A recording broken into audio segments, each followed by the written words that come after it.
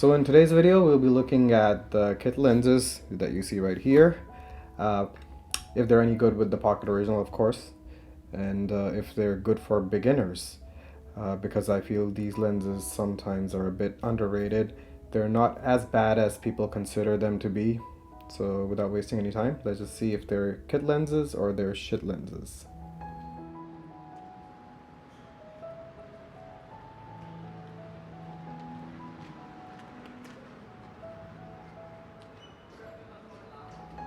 So the two kit lenses I have here right now with me, the first one is the Panasonic Lumix 14 to 42, and the other one is Canon EFS 18 to 55. So since I uploaded a video last month, a short video on this channel with the Canon kit lens and the Pocket Original, I got some feedback and some comments which I wasn't actually expecting, to be honest, and also the results I got was kind of unexpected, because it was actually the first time after using this camera for a few years I tried it out with the Canon kit lens, and it was quite pleasing. I was really surprised. I have used it with the Lumix lens in the past, but again I stopped using this lens as well. I believe I used this lens mostly during my early days with the Pocket Original, and then I completely abandoned this. This other lens, the Canon kit lens, is from my Canon days, which also I stopped using in 2018, I think. That's when I switched systems. But now recently, when I tried these two lenses with the Pocket Original, I was quite pleasantly surprised that the results are actually not that bad.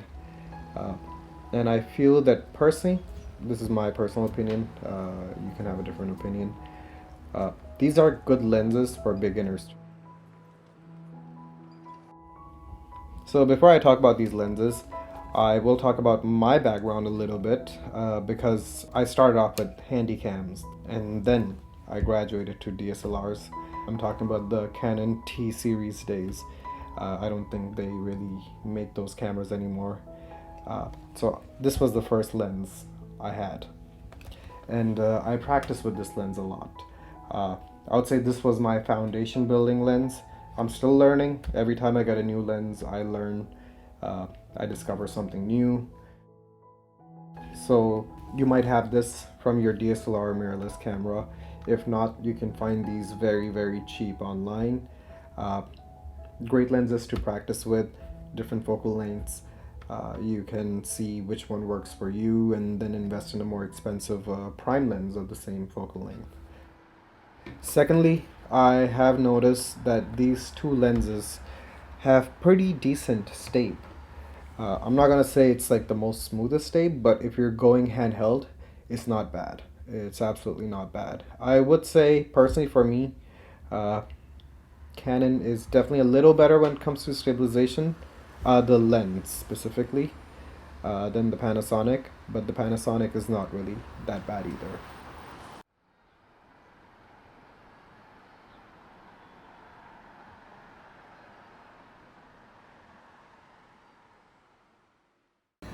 Stabilization on the first lens, not so great, but this one actually works pretty nicely.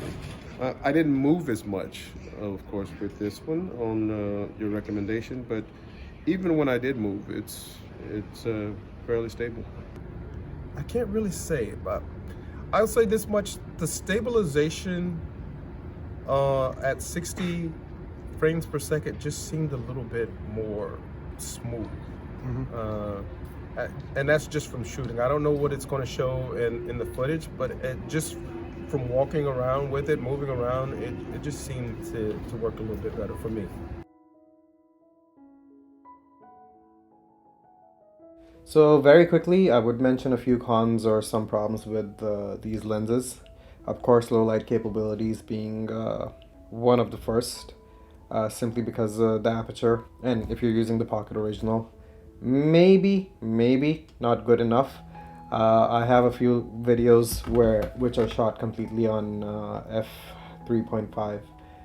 You'll see somewhere the link to those videos, how they perform with ISO 800 on the Pocket Original. It was shot on a different lens, not this one, but that one's also a kit lens, the Lumix G Vario, I believe that's what it's called.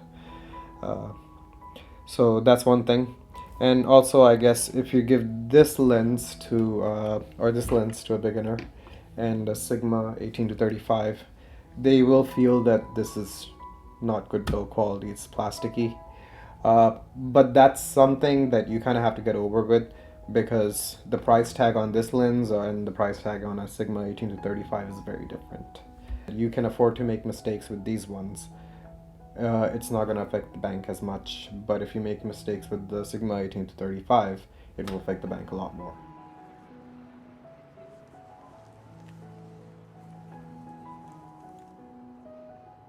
Moving on to the next point, getting a blurry background. I know most young filmmakers, new filmmakers, they overdo the blurry background. Nothing wrong with that. It's all about your personal preference, what you like, what you don't like. If you want to be satisfied with your project, more than trying to satisfy other people or what they say. So it is possible to get a blurry background with these lenses too. It's not like it's impossible. It all depends on the focal length and the distance to subject or character, however you want to put it. And that's also a skill. So if you can acquire these skills, then of course you're going to be a better cinematographer, or your videography, filmmaking skills are going to improve that way. Focusing, autofocus with both lenses is good.